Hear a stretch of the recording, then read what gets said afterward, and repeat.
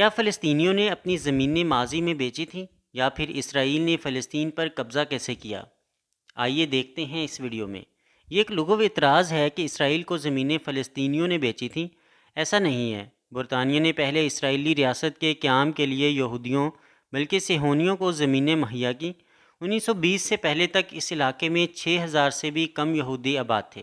ان زمینوں پر قبضے کے لیے 20 سال میں 22,000 سے زائد فلسطینیوں کا خون کیا گیا، بلکہ جو یہودی ان پر قبضوں کے خلاف تھے انہیں بھی قتل کیا گیا۔ اس طرح سے پھر برطانیہ اور امریکہ کی مدد سے ریاست اسرائیل کا قیام عمل میں لایا گیا۔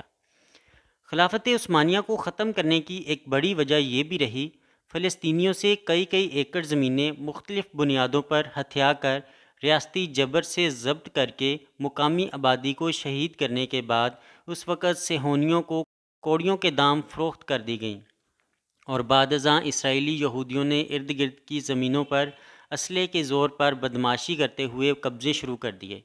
یہ عمل آج بھی جاری ہے۔ آج بھی یہودی آبادکاری کے نام پر زمینیں ہتھیائی جاتی ہیں، وہاں کی عمارتوں کو زمین بوس کیا جاتا ہے اور نئی عمارتیں بنا کر یہودی بستیاں آباد کی جاتی ہیں۔ فلسطینیوں کے خلاف مغرب نے ایک زبردست جھوٹ پھیلایا ہے کہ انہوں نے یہودیوں کو زمینیں بیچی ہیں، حالانکہ یہ سب انتہائی مکروہ جھوٹ ہے۔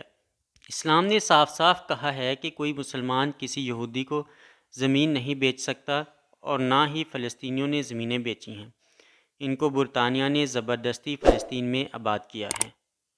اس طرح سے زبردستی فلسطین سے زمینیں ہتھیانے کی وجہ سے اسرائیل وجود میں آیا۔